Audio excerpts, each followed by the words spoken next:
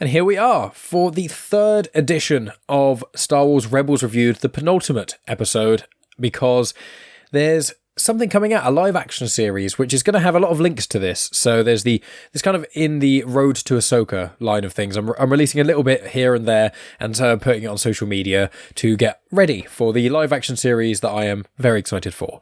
So we started this with Dave and Maff, and we're continuing it. I don't know why I said it like that, but Maff has never seen Star Wars Rebels before. Dave has seen it once before, and I've seen it twice before. So it's a nice mix of individuals. And we're here speaking about the third season. And this is a season which is very Thrawn-centric. That's kind of the main theme. And then also Maul as well. So two very big characters. And I've never said this in the other ones, but spoilers are going to be ahead. But you should watch Star Wars Rebels. It's amazing. But joining me, we've got Mr. Dave Horrocks. Dave, how are you doing? And how was, in brief, your rewatch of Series 3?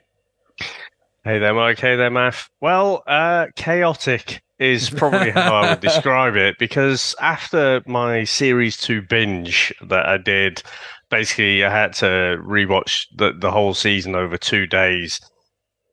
I thought, right, I'm going to space it out. So literally a couple of days after we'd recorded the last time, I thought, right, I'm going to start a few episodes, started going through it, and then, I'll get into what I think of the season, I guess, in a bit. But, it's a little bit darker again. And I thought, right, I'm way ahead. And you guys hadn't started watching anything. So I didn't slam the brakes on, but I just paused it. And then I came back about a week ago, and I thought, where am I? Because I'd watched the season before, Disney just decided to tell me that I'd watched everything before and didn't actually land me on the episode where I was before. And I'm like, oh, shit. And then I think you said, Mike, weren't you in the one with Wedge? Something. I was like, right, yeah, I'm about there.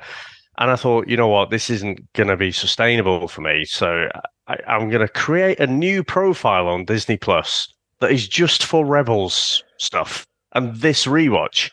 So I was like, brilliant, right. I started I think it was episode 7 or 8 or something like that, and started that, and then watched that episode, and then went away, did something else, and then came back to it. And then Disney, I don't know how this happened exactly, but I'm just kind of watching it, but I'm not paying 100% attention, but I'm kind of just aware. It's like, oh, Kanan can fucking see again. I don't remember this from season 3. I don't remember him getting his sight back. And it dropped me back in like halfway through season 1. It took me a few episodes to figure it out. It's like, what the fuck's going on here? So I was back to behind the curve again. So I ended up having to do a massive binge again. So I have kind of raced right through it again. And it's weird when I think of the rewatch now. Sometimes with this season, it feels a bit like quest of the week. It's like we've got to go to this planet to collect this thing, or we've got to go and meet this person, and it feels a bit samey. It tends to happen when you're binging the shit out of something, I guess. But it seemed a lot of the same to me. But when I look back, Christ, there's a lot that actually happened as well. So I'm a little bit all over the place. And I can't wait to get going on this one and discuss it with you guys. Amazing. I mean, I knew your watch of it was quite chaotic. I didn't realize quite that chaotic. Maff, how was your watching experience, and how did you feel about Series 3 as a whole? I didn't binge it quite the same way as David. I did actually start watching it, and then I was holding off, just trying to do little bits at a time, because then it was a case of, I don't want to watch it all. And then we get to the point where we record a few weeks down the line, and it's like, I can't remember any of it. I actually held up watching the last 2 episodes until Saturday night, I think it was. Because I thought I want to keep them fresh. I remember watching the last 2 episodes before for the previous season, and then when we came to do a podcast, I'm like, I was just getting it all mixed up because I couldn't remember the order of it all. But going through my notes today, I was just saying before, there is a lot. There's so much to this. And then I was kind of looking back, because, I mean, a big chunk of it is Thrawn, who is fantastic.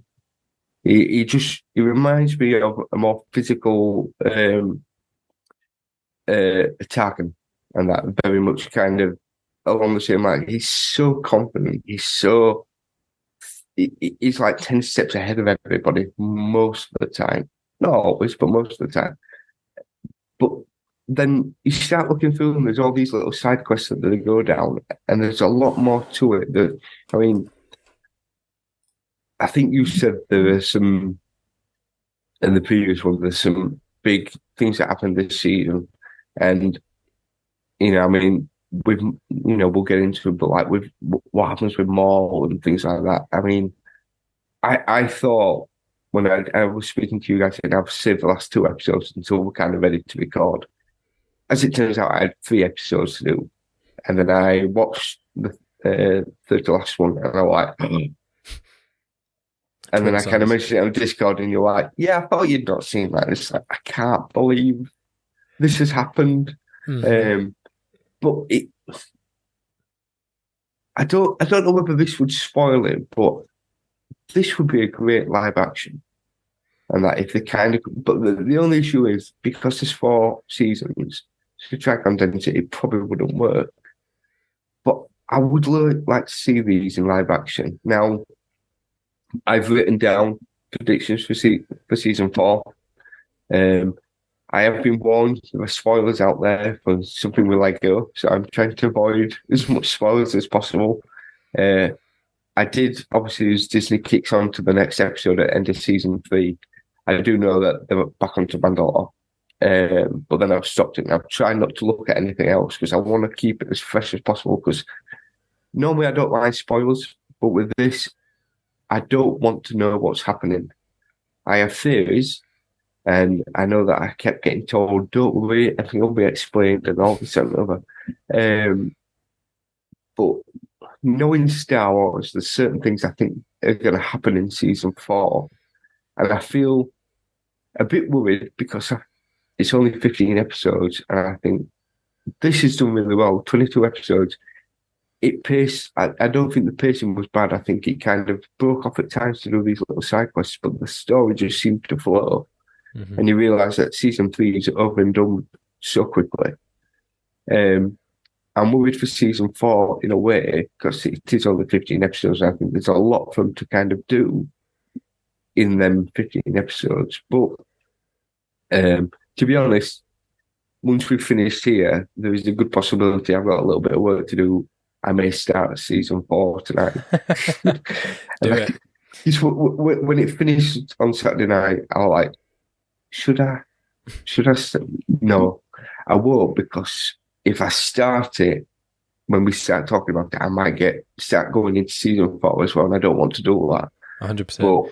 Yeah, it's one of those, mate. I'm so happy that you've been enjoying it, but it's one of those things that I sound like a dick saying this, but every time someone watches Star Wars Rebels, they always enjoy it, and it's one of those things where I'm like, when I say to people, I know it's animation, I know in series 1 there's a couple of episodes that aren't quite as strong, but when you get into it and you get into stride, it's just got some phenomenal moments in there. And yeah, not every episode in this is a hit, but I think the quality of all the episodes, even the ones that aren't as moving of the greater plot and things, they're still like really good episodes. I think that, and you won't be able to speak to this, Maff, but like in Clone Wars, especially in the first season or 2, there's a couple of episodes and they are so fillery and it drags. So you saying, Maff, that you like 22 episodes, say that again when we're in Clone Wars, because for me, I think for 20-minute episodes, I think 15, 16 episodes I think 16 is probably a real perfect amount. And I think when we watch series 4, every single episode is just hit after hit. And it's just, there's no wasted space. And it really gets moving. But with series 3, so there are 22 episodes. In Clone Wars, there's 22 episodes from seasons 2 to 5. So there's hundreds of episodes. And sometimes that becomes a bit much. But I think with this series, I think that there's the whole Maul storyline, which sounds like something which would be its own season focus itself. But you've also got Thrawn as well at the same time. So you've got these 2 mammoth characters, one new for the canon and one like legendarily old for the canon, going through and being nuisances in different ways. You know, Maul is more focused on Ezra and the Force and the dark side, whereas Thrawn is more focused on the rebellion and the Empire and defeating the rebels in battle. So 2 very conflicting antagonists, really. So I'll go to you first, Maff. I want to ask, and we will delve into sort of the start and the end of the episode, things like that. But there's quite a few major things I want to tackle in the time we have. So Maul. Now, I've spoken about Maul quite a bit, and some of my favourite stuff is in this season. Obviously, Twilight of the Apprentice was quite Maul-centric. What did you think of him? We'll go all the way up to Twin Sun, so this is Maul as a whole character. There he is, up there. Maul, what do you think of him in this season? I think the thing is, I know Maul from the movies, and briefly in End of Solo, where he's got robot legs. Yep. Then obviously, I know that it's been mentioned that he's in Clone Wars a fair bit there. But in this, it's great. And the one thing I've heard from the animated side that I've always heard when someone's mentioned Maul, I'm going to get his name wrong, but I'll just be. You're going to say his brother? No, the actor who voices Sam Witwer. Sam Witwer. I just, that bit right in Twin Suns where it's like, Kenobi! It would just, I don't know, you feel that he is Maul. You feel so much that he has taken on that. It would just, and what happens with Maul at the end, it was such a gut punch of, I did not expect that. But as you know, I like the fact that he was on that peripheral of Ezra. He was always kind of there. It was like ghost that was haunting him. And he knew Ezra had something and he had to use Ezra to get what he wanted. And he didn't care about anything else. He just wanted that one thing. And I like the fact that they brought him in and then took him out and then brought him in and took him out.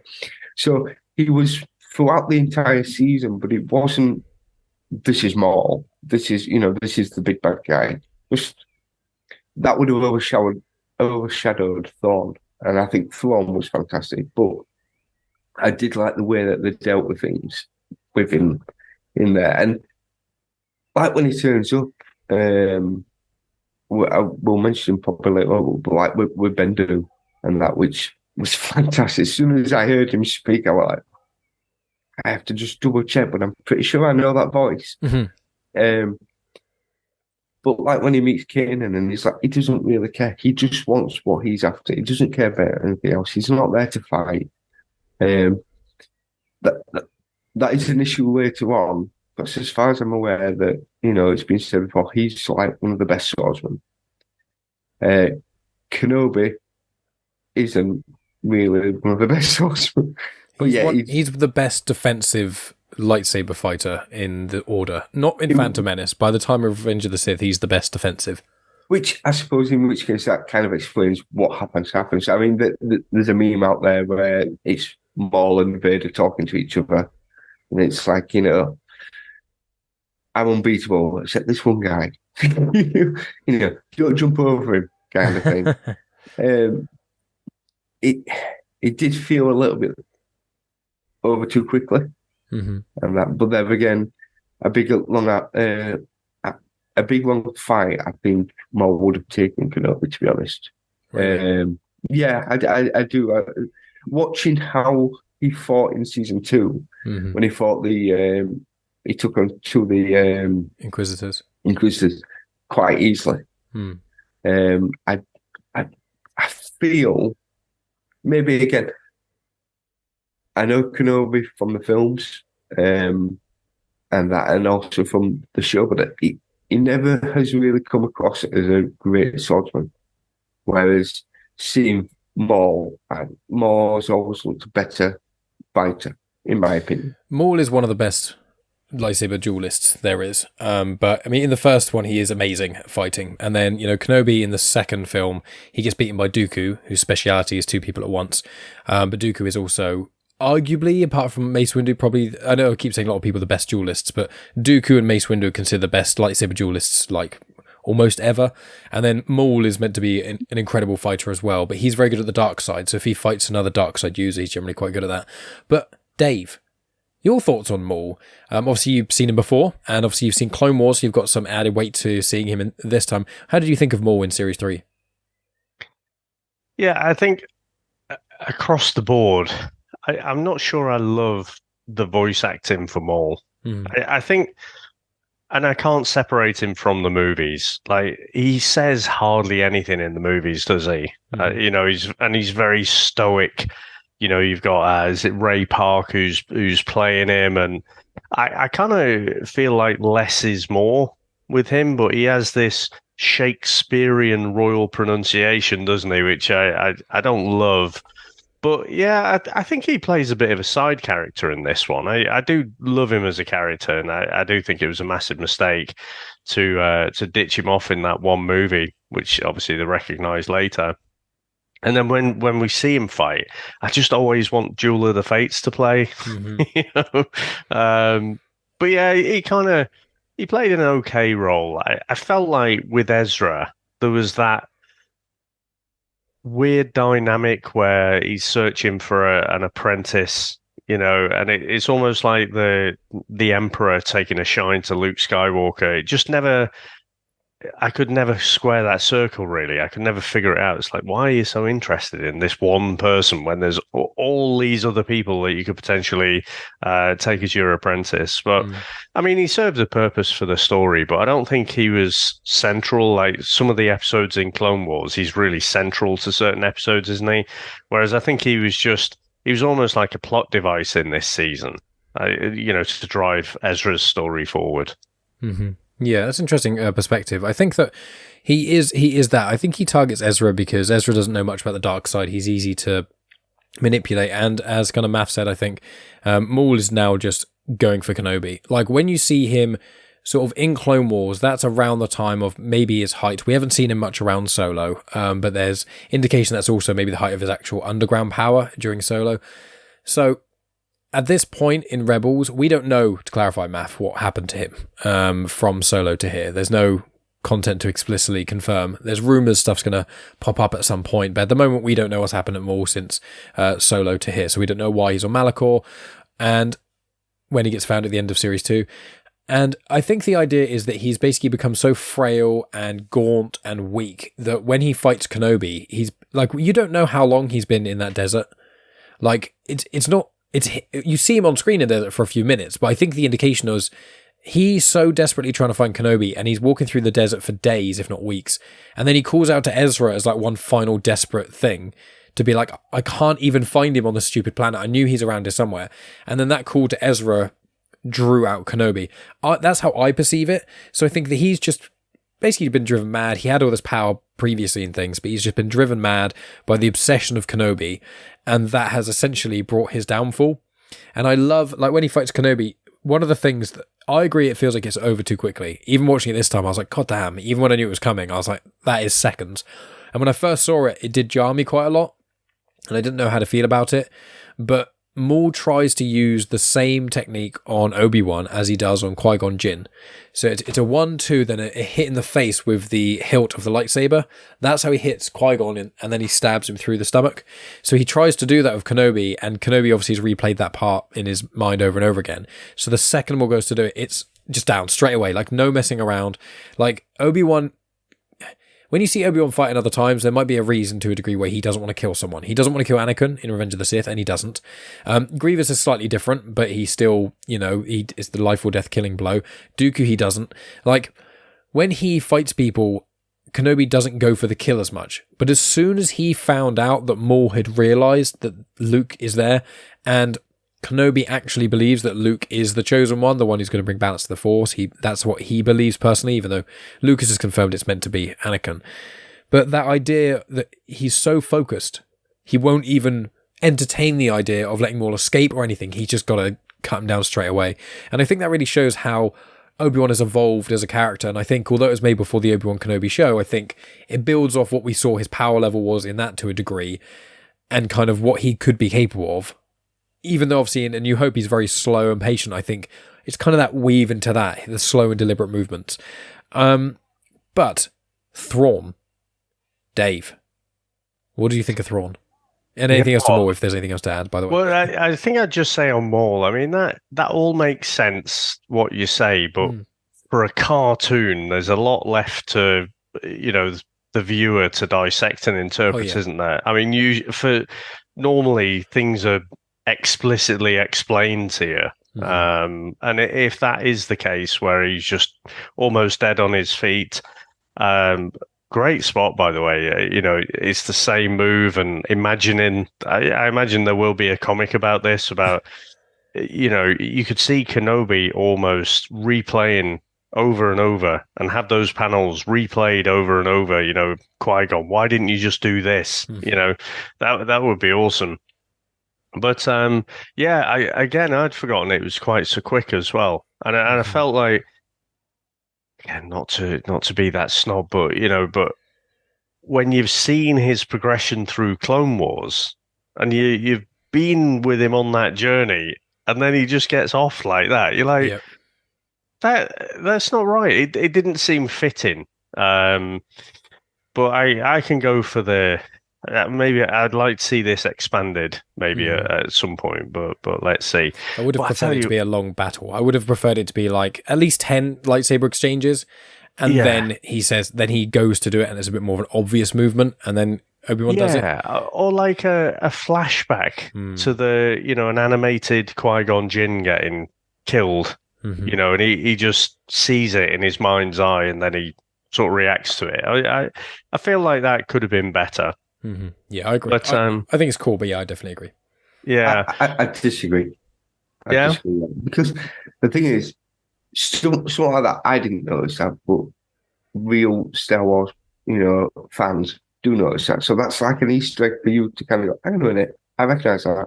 So I think, yes, a bit more of an exchange between them both would have been better instead of just boom and then it's done with. And that, so you could have seen maybe that defense versus attack kind of play out, but then all of a sudden he goes to do the move. Kenobi kind of sees it coming, and then he does what he does. I think that would have worked better, and then just leave it at that. And then people like yourself, Mike, would go, "I recognise that. Hang on a minute, let me just." Whereas I myself would, well, that was quite an impressive move that he did there. I think that would have been better instead of kind of doing a flashback to show you this is about to happen. And, in a way, you would already see the move before he does the move, in a way. Yeah, I know what you mean. It's interesting. But if we go on to Dave, sorry. So, I can see it. I mean, it's personal preference at the end of the day, isn't it? Yeah. We're not the creators, so ultimately we'll bow to their creative choices. But Thrawn, I forgot how much of a badass he was, and I really need to go and read those books because he is so intimidating, and I think it's because he is the smartest guy in the room. I mean, you've got Callus there, who I like, but as soon as Thrawn is sort of reintroduced to everything, you just get the feeling there's this net, and everything is tactical, and there are no losses. Like, even the losses teach him something tactical that get him one step further towards his goal. And I think he's an amazing character. And honestly, I can't wait if he does pop up in live action. I just hope they do him justice, because he really is a really intimidating character. I mean, he is up there with like Tarkin and Vader and the Emperor, isn't he? I think he really is on that tier of baddies in the Empire. And I'd honestly forgotten how good he was. Yeah, and I think the voice acting works so well for him as well. And I will say that there's a few bits about Thrawn as well, where you have at the start of this, Governor Price wanting Thrawn and things, and to help her out with stuff. That's explored in the books to a degree, but Thrawn's real name full name is actually Mithrawn Yorodo. So that's his core name is Thrawn, but it's Mithrawn Yorodo, and it's in the book, especially the audiobooks I listen to, there's parts where Thrawn talks to the Emperor, and the Emperor calls him that full Mithrawn Yorodo part, which I absolutely love. And his ascent into the Grand Admiral is, once again, in the Thrawn books. So my chair is very slowly falling down. I don't know if anyone on video has noticed. But yeah, there's also, for people listening, there are 9 Thrawn books in total. So it's the 3 Legends ones, Heir to the Empire. They're behind me, in fact. Heir to the Empire, Dark Force Rising, and The Last Command. That's Timothy Zahn. That's one of the first ever pieces of Legends content after, I think, Splinter of the Mind's Eye and some of the Star Wars comics. So that's where he was birthed. And then there's a few more books surrounding him as well in Legends. And then in canon, he was introduced in Star Wars Rebels. And then there's the 3 Thrawn canon novels, which are on this side of me here, which people would only be able to see if they zoom in quite a lot. But they're all about his ascent in the Empire and what he was doing at certain points, and the third one's linking him with Rogue One quite a bit, which is quite cool. And then there's 3 more, which is the Ascendancy trilogy, which are 3 prequels which are set before those books, before his involvement with the Empire and things like that. So lots of Thrawn content, and I've read all the Thrawn canon novels. I finished Heir to the Empire. I'm on to Dark Force Rising, and so I've got a little way to go with Myth Thrawn Yorodo. But Maff, what did you think of this new antagonist? How did you kind of perceive him in this? I thought he was just what we needed. He's like that chess player who you think you're winning against him because he sacrifices certain little things, and you think, oh, I'll get the upper hand. And he is so many steps ahead of everybody. And he's so cool and calculated in what he's doing. We see it several times, and it's very much like, if you do as I tell you, we will do this, we will win this. And he's so cocksure of everything, which is quite amusing near the back end. It's not his fault what happens, because there's no way he would have known what was going to happen in the final couple of episodes. There's no way he would have been able to kind of predict that, to be fair. But throughout the season, you realise how much it was like when we had Vader, and we all thought, oh, this is serious now. Ezra's in real trouble. And if Ahsoka had turned up, that'd have been it. Having Thrawn there throughout the season, it was again that threat. That realised the fact that, this guy is the business. This guy, and like we said, Tarkin, he's just a normal guy who would just excelled in so many things, to the point where even Vader had respect for him. Thrawn kind of had that, and then we do have an episode where Thrawn takes out the robots. So then you see, it's not just the mind that's strong. His body is really strong. He can take care of himself. He's got to this point because, I think you said in the books, because I did listen to the podcast and I was a bit, should I not? And then you did mention, don't worry about if you're listening, it won't spoil anything. I thought, right, that's fine, I keep going. He kind of had to work harder. And I think it comes out in this, the fact that he's obviously worked so hard to get to this position, again, I mean, unfortunately, the reason why some of the things go wrong, it's not down to him. It's because people think they know better, and then he proves the fact that they don't. But having that constant threat throughout this season, and going into season 4 as well, has been fantastic, because the stakes are high. This is, again, I said it in the previous season, although this is a kid's cartoon to a certain degree, it doesn't, the story doesn't feel like that. We see losses. We see, it's not all, yay, we're the rebels, we're going to go do this, we're going to go blow up the Death Star, we're going to do these things. It's not. There is so much loss. And if anything, the rebels are losing more and more and more. And they're still just trying to start up. And every time it's like that, 2 steps forward, 3 steps back, because we've got some starfighters, excellent. We've lost them all. We've got this, excellent. No, they're taking it again. And it's a constant underdog. So that's why we're rooting for him. But, having Thrawn out there, he was the guy that you did feel that.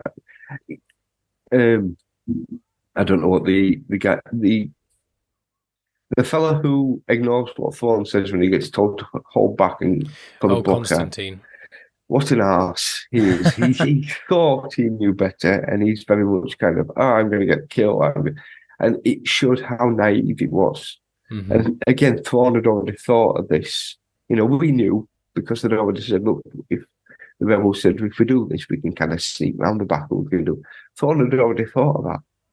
He'd already thought of these different things that would happen. So let's, have several backups. And even if it didn't come to play, it's good that he'd already thought that out. And it's what we wanted. And obviously, he's going to be in Ahsoka. Now, Ahsoka is going to be set after Rebels, I believe, isn't it? Yeah. The TV.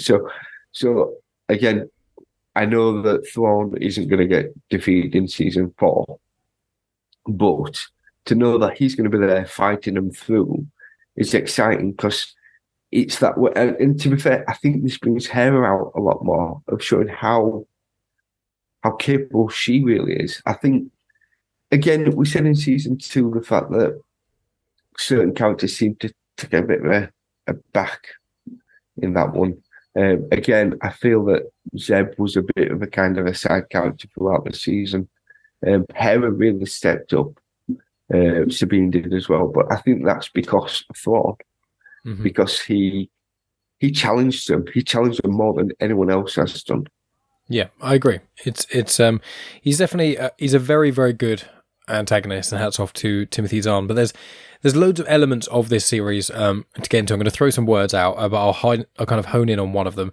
But we've obviously got the Rogue One connections of Saw Gerrera and the Geonosian genocide. We've got that Clone Wars throwback episode, which wouldn't have probably struck the same chord with Maff, but I imagine that Dave recognised. We've got Mon Mothma appearing. We've got Wedge, like how he got into the rebellion. We've got more Hondo. We've got the Bendu. We've got so much, as well as the Ryloth episodes, as you touched upon, Maff, with Hera and her dad, Cham Syndulla, and he's in the Clone Wars. He's in season 1. So he's really... all these connections to the Clone Wars without it being a necessity to consume that content. So, Dave, of the ones I just threw out, some of the names and the subjects and things, what has stood out to you, aside from Thrawn and Maul, unless there's anything else you want to add about Thrawn, but what are your kind of thoughts on this series for some of the other things that have been going on that may not be considered the main part of the story with Thrawn and Maul, but other elements? So, I think this season is quite lumpy, and I don't know if that's partially a recency bias because the last 2 episodes of season 2 are just off the charts, aren't they? Yep. It makes you forget all the quieter episodes earlier on in that season. So I do think there was quite a lot of filler. With a load of, there were a load of 6s with a load of 9s, and nothing much in between. But it's funny, I was looking through some of the scoring and the ones that you think, especially the nostalgia-heavy episodes tend to get higher scores. Oh, like Obi-Wan Kenobi, and it's the twin sons, it's Tatooine, and that scores the highest. But honestly, I bloody love AP5. I think he is possibly my favourite character in all of this. I do love Zeb, I love Chopper and everything, but he's just such a miserable, sarcastic bastard. I think he is me in robot form. And I think the line and the delivery of the season is where Zeb is stressing out and he's like, come on, Zeb, think. AP5's like, this could take a while. It's just like, it's brilliant. And, when he thinks, when he knows that there is something wrong with Chopper, he's behaving out of character. He didn't notice it at first, but he was plugged into the mainframe when he started behaving weirdly and no one will listen to him. And he doesn't particularly get angry or agitated. He just gets flabbergasted, and so it just fits with his persona as well. As oh, no one listens to me. I just think he's brilliant. I'd love to see him in live action, but I think he's probably just a bit too close to C-3PO. But I don't think. I think the wit. He's much closer to Marvin, the paranoid android, isn't he, than C-3PO is. But honestly, for me, it gets rated at 6.9, that episode, Double Agent Droid. And I think it is because it's just like a side episode. It doesn't really drive the overall plot forward. But that was my favorite episode. And that, like I say, I just love AP5 more and more. Well, I think at the end of the episode, it's got one of my favourite moments in all of Rebels, and it's when he gets shot out of the cannon. And he's in space, and he's by himself, and he's like, I'm finally at peace. Yeah. Everything is perfect. I've got no stresses in the world. And then all those like space butterfly jellyfish go around him. And he starts singing and he's in just absolute bliss for a few seconds. And then the ghost comes along and says, no, leave me here. It's like the light. Don't look into the light, no. That bit is such a good moment. They think they're saving him. And he's not. He's like, you bastards. Yeah, I just want to be out here, comfortable. I absolutely love AP5. And that moment, I couldn't remember if it was in this series or in the next series, but I absolutely adored him. So, Maff, anything on AP5, and then one of the kind of the smaller characters or anything that kind of stood out to you? AP5 is brilliant. It's just, I mean, whatever Dave said, I kind of echo it. It's just, it's that sarcastic wit, which, again, I think I probably channel it a lot of AP5 at times. It really annoys a panda, and that, but it's that kind of, like you said, when he's like, "Oh, you've got to think that's going to take a while." It's, and even when it's like when Chopper goes off and does his own thing, it's like, "I saved the day." He got the courage because Chopper was off doing his own little thing. I just thought he's again that bit of injection that you need now and again just to kind of break things up, which. Like we've said, it's 22 episodes, but it seems to just kind of break it up with them little side quests in between. I think season 1, there was a couple of episodes where side quests, and I just kind of thought, it kind of felt disjointed, whereas this, it gave you time to breathe in between. And then you'd have like another kind of episode where it's like full on, and then you got a chance to kind of breathe in between. And what were your standouts for them? I mean, I love Bendu and that. Even hearing Tom Baker's voice, at first I kind of thought, oh, I recognise that voice. I checked it and I thought, yeah. And I thought, now, am I just going to think Doctor Who every time I hear this now? But I don't. It disappears and it works because of the character that it is, all-knowing, all-powerful kind of character. It suited him so well. And I like the fact that he's a force. I mean, I don't know what type of force creature he is, which, maybe you'll... No, he's just a force. We found something he doesn't know. The fact that, I mean, we're going to jump around again. That final bit where Thrawn's like, I'm going to kill you kind of thing. And he's like, you can't do that. And then he just disappears back into the Force. It's that Force entity, But even in that episode of, the final episode, I won't go into too much, but when he kept going, Kanan, Jedi, it's Jedi Knight, and he's shouting him down, and then he lightning strikes him. It's like, he's meant to be your friend. It's like, yeah, kind of. And off that, so... That was scary, that, wasn't it? When he was doing he's a storm. That. Yeah. I knew he was going to turn something big and do something massive, but I didn't quite expect, I mean, poor choice, but it's like that Green Lantern when you get the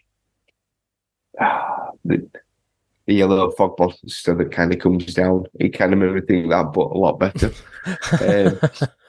But no, I know what you mean. He just, the fact that he kind of did come, and it was because he got called out. Kanan did so well calling him out, saying, look, you're a coward. I'm going to go fight for my friend. I'm going to go fight what's right. You can stay and be a coward. But yeah. I just loved it. And the fact that, again, it was just several times throughout the season we got him. And it just seemed to break up really well. I really enjoyed him. Mm-hmm. He is great. I love the Bendu. He's one of my favourites from Rebels. I'd love to see him again, but I think he's just kind of a weird and wonderful one-off character. Or maybe he'll appear in Star Wars like years in the future when everyone's forgotten about him. But one of the things that kind of stood out to me was, I mean, there is the Mandalorian stuff, definitely. But then there's the two other parts. There's Mon Mothma, and then there's Geonosis, and then there's also obviously Callus as well. But with Geonosis, I want to touch upon that. Whenever I see Saw Gerrera and stuff, I don't know why. I didn't think I liked him that much as a character, but I'm always happy when I see him. So he's in Clone Wars, unsurprisingly, Maff. He's in Jedi Fallen Order. He's in He's in a couple of books. He's obviously in Rebels. He's in Rogue One. Obviously, that's where his debut was. He's in Andor. Like, he's in so many places. And whenever he shows up in the Rebellion, you get to see like a different part of him in his life and where he is in his extreme views. And I absolutely love that element. I really, really like the connections of Rogue One that we get, and also the Geonosis stuff. Obviously, in Attack of the Clones, the planet Geonosis is quite central. And then there's 1 or 2 episodes about it in the Clone Wars, and then it's just kind of left. And then coming back to it here, and it's literally, the storyline is the Empire has committed genocide, and no one knows how or why, or even if it's really a rumor or not. And then they go down there and find this one lonely Geonosian trying to reserve their extinct kind, and it's like, oh my god, this is like such a weighted episode. But yeah, again, it's in kind of a kid's show to a degree. So, Dave, as someone who's obviously got experience with Geonosis in the Clone Wars, what did you kind of think of... obviously, I know you like Rogue One as well, so what do you think of the amalgamation of those two a little bit? Yeah, I don't know if I like Saul Gerrera or not. I like the fact that whatever you see him in, he's consistent. Yeah. Even though, you know, he sort of turns more machine than man after a while, doesn't he? But, you know, his views are consistent. He feels like a real person. And I think you mentioned it about it being a kid's show. I mean, it's fucking bonkers, isn't it? I mean, you've got like genocide being discussed on a kid's show. On a Disney... Well, I guess it wasn't Disney at the time, but... Rebels was always Disney. Oh, was it? Sorry, it was Clone Wars, Disney. wasn't it? Yeah, it was aired on Disney XD just as it was coming out, sort of around the time of the acquisition. And it's just bonkers to even throw out that word. Because, you know, you would think that there would be kids potentially saying, Mom, what's genocide? Oh, Christ. You know, it's a bit of a heavy one, isn't it? So, yeah, I don't know. I appreciate, again, that it kind of grounds you in the Star Wars universe. And again, I've spoken about this before, but, you know, you read a particular branch of Marvel comics or DC comics or whatever, and it can be a complete Elseworlds type story and mean nothing and be completely throwaway. I like the fact that Star Wars is all connected, and it, apart from the Legends stuff, you know, which didn't make sense within itself, you know, it does make sense. So, yeah, I do like, and it was Forrest Whitaker, wasn't it? It did sound like him. He voices all iterations of Saul Gerrera apart from in Clone Wars. So in the Clone Wars era of Saul Gerrera, and he appears elsewhere in that similar era. But yeah, there's 2 points there, but then all the other ones are Forrest Whitaker. And you must think he must have some kind of emotional connection to that character, because you don't do that just for a paycheck, do you? You always, with these projects, you always have to make time, you know, if you're going to be... He does it for the video game as well, and obviously shows up, obviously in Andor would be expected, but as you say, he's doing all the voiceover work, which most actors, especially the ones who've appeared in live action, most don't. Yeah, it's beneath them, isn't it? So, no, it is good. It is good.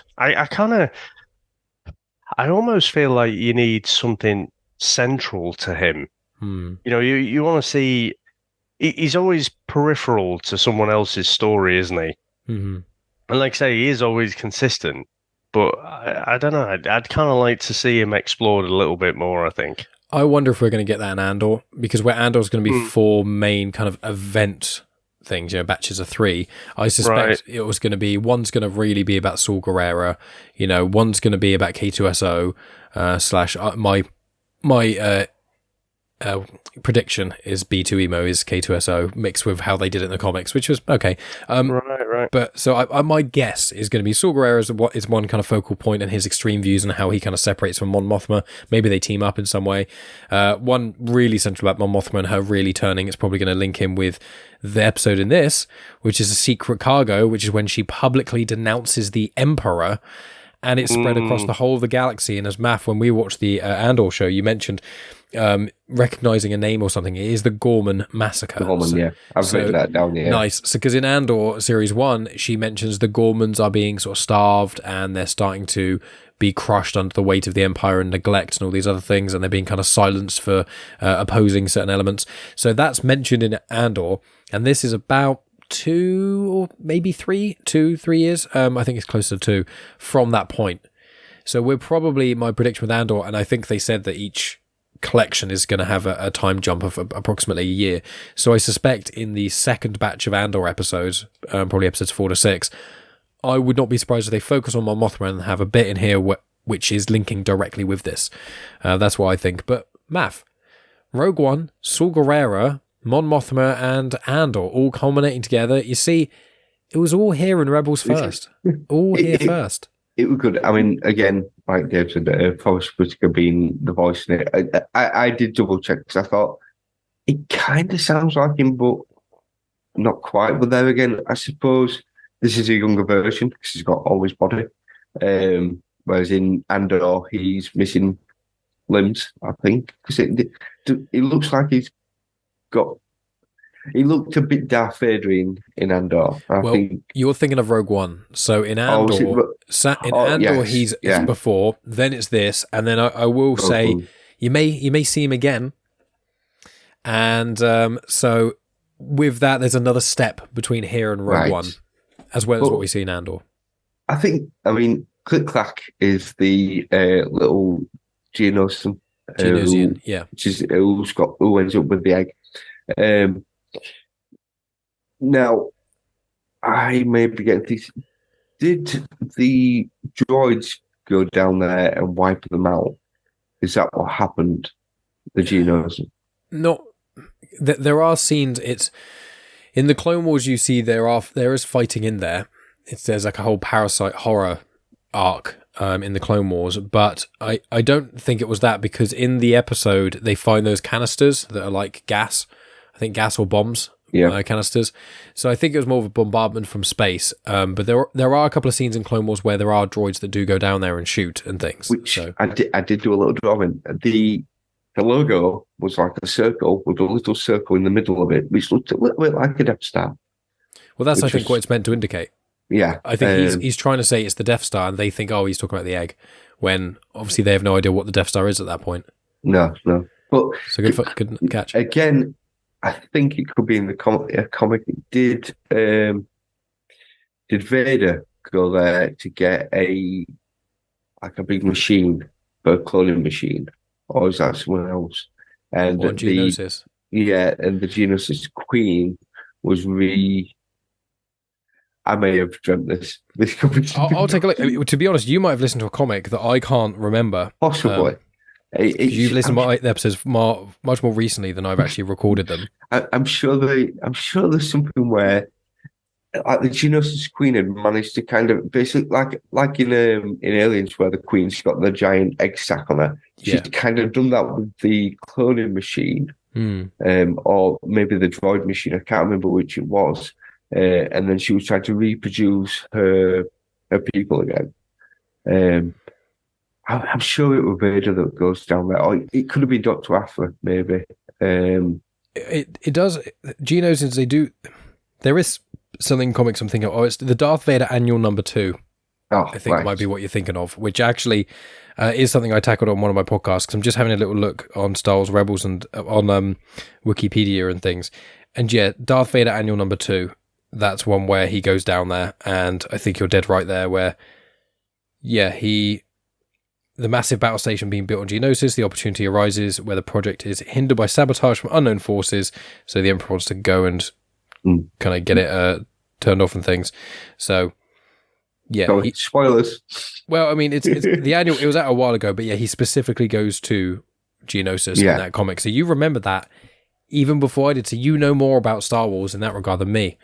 So I do a lot of these recordings and these notes, but sometimes it doesn't all go in. So great memory there. I'm going to say this is a serious win. That one, I know something more than Mike, and two, Mike also didn't know something as well. So I owe myself recorded, which shows I don't remember everything I say in my podcast is not pure knowledge I can just pluck out of my brain.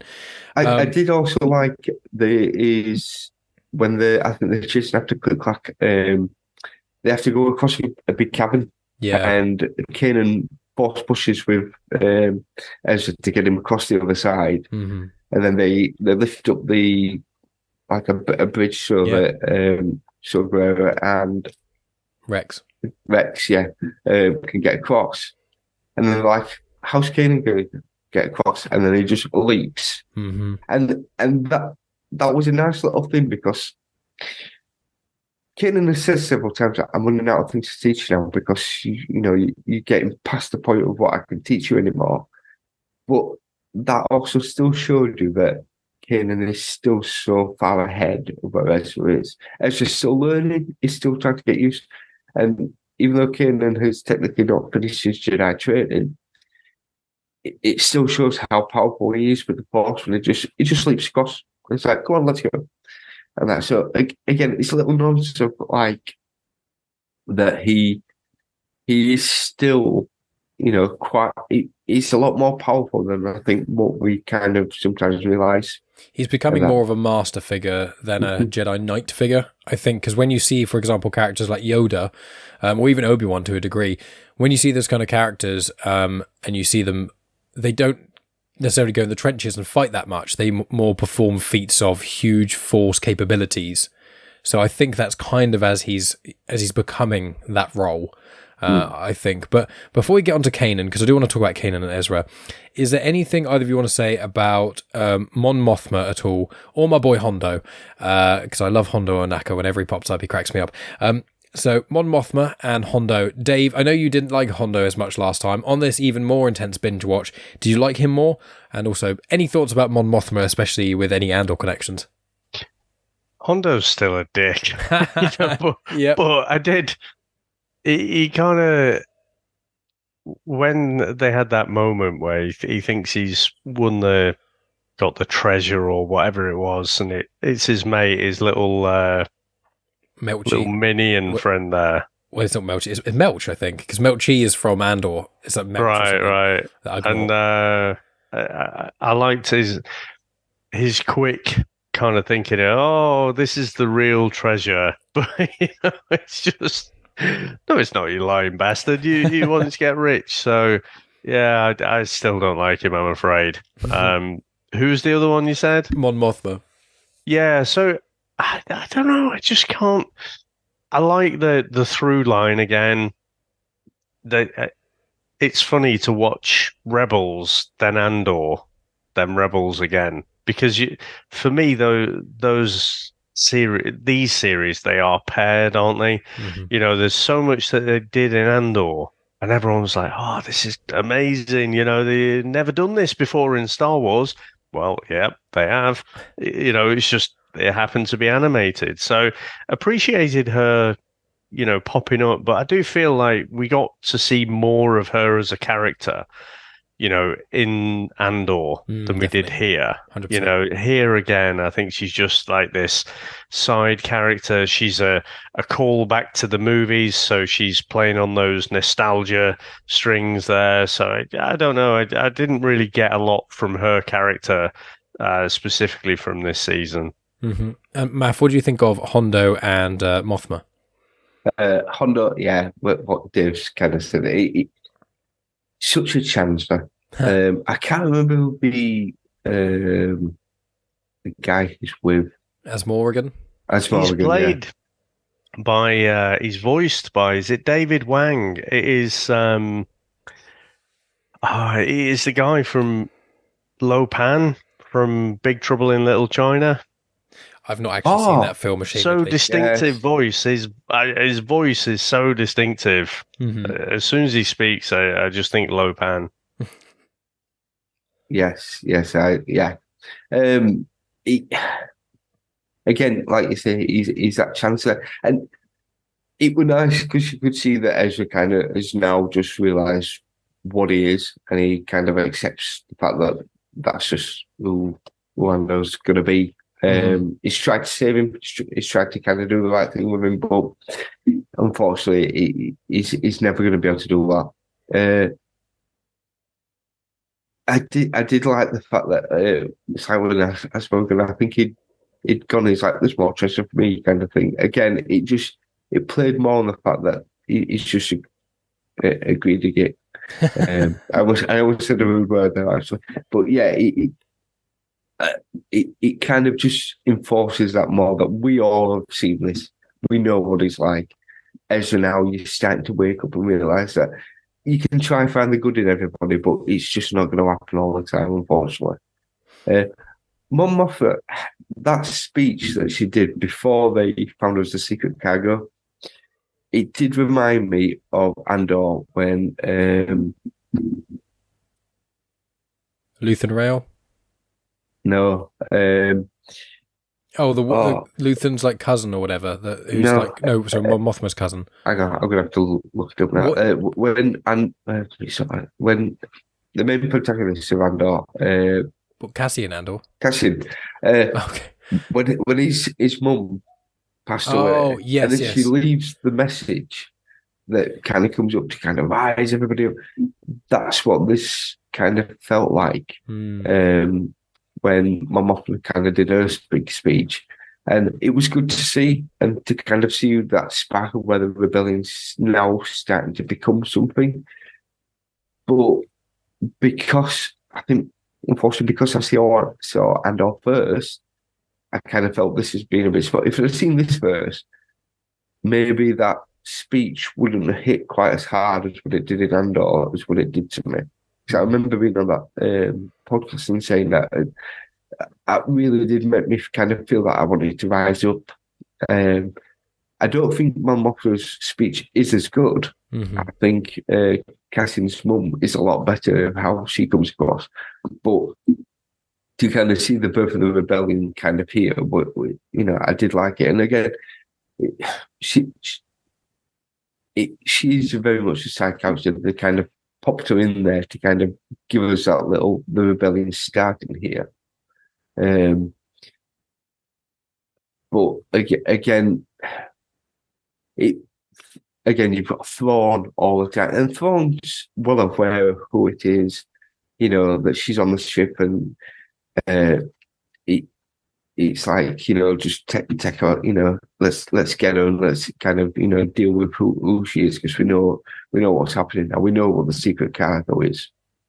But yeah, I mean, it was good to see that, but I felt, again, it was just a kind of a bit of a side character there. Mm-hmm. That was probably one of the episodes that is, although it's important, I don't think it was as important to the season. Yeah, which is fair. There's a few episodes here which they do thread to the bigger rebellion, and I will say that Marva is the name of Cassian's mum, and then James Hong is the voice actor as well, so who voiced her as Morgan. So with this, there's other elements of this season as well, which is we've got Callus, and then we've also got the Mandalorian subplots as well. So, Dave, which of those two would you like to start with? Callus or Mandalore / the Darksaber? I mean, Mandalore is, again, I couldn't quite remember in my binge-fueled haze where Mandalore was. Because, so in my mind, there's almost, between Clone Wars and Rebels, mm-hmm.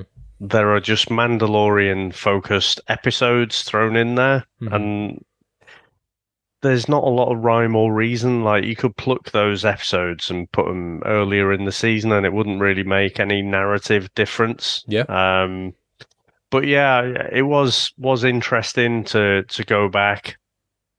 I wasn't sure, like, when Kanan's sort of training Sabine, with the Darksaber and stuff, it was all... The thing with this season, it veers from being so adult to so, like, tropey and kiddish. Mm-hmm. And, like, when he's training Sabine, it's like, oh, you've just got to let her do a thing. Okay, then let's take off the training wheels and stuff. And then, she's just brilliant with the lightsaber then. Or the Darksaber, sorry. So, yeah, I did like the fact that it's the seeds that were planted here. You can see, probably Jon Favreau or whoever have been watching this, and they're like, we should really do a live action show, which just sort of changed it around for Star Wars, really. If you think about how bad a taste the movies left in everyone's mouth. So, yeah, I don't know. I haven't got anything specific to add other than, I did appreciate just that building up of the lore, and fleshing out what Mandalorian culture is, because I can't remember what the chap's name is, but you get this idea that these bounty hunters are not just this one thing. They're not just this one race, and they all act the same. You've got all these different factions, and like say Sabine had been cast out as this traitor and whatever by a family, and then that was all reunited. So yeah, I just appreciated the lore, I guess. Yeah, I think it is a smidge tropey at points. I do really like the Fen Rao, the gentleman who was one of the protectors, who was kind of against them at the start of the season, and then they just took him prisoner. Yeah, and they were like, we'll be nice to you, but you are still our prisoner. And he just kind of eventually comes around, and he's just in an episode here and there. It's a show that, although it aired on Disney Plus, it was like pre-streaming and things. It had a lot of threads to other episodes that weren't necessarily integral to the plot, but really helped if you'd seen them before. And there was no like previously on, and there's none of that. With every episode of the Clone Wars, at the start of every episode, it says something is going on, and I'm talking in this voice, and every single episode, apart from those last 4. And so it's like, with this, you get rewarded for remembering things earlier on in the season. Obviously, if you're binge watching it, then it all just kind of mushes together. But I think that the training with the Darksaber part, one of the things I found it quite emotional, because Sabine was letting out her feelings and emotions because Kanan was going, "You're not holding back." And when she's like slamming the lightsaber against him and he's just kind of, somewhat letting her do it, she was saying about how she created the weapon that killed all her people and all that stuff. And again, like I felt like her coming to terms with things is, they do point out, they go, "Sabine, we've spent a lot of time with you, but we don't know much about your past." And they say that quite a lot. And when you think about it by this point, you go, we don't know. And when Megan was watching this with me, she was like, it was literally the episode we meet her family. She was like, "Have we met Sabine's parents or family yet?" And I was like, "No." And she was like, "Oh yeah, because it doesn't happen till later on." I was like, "No, you really know nothing about Sabine for ages. You got her friend of hers, Katsu, who's in the previous season a bit more. I can't remember if she was in this series. No, she might have been right at the very start.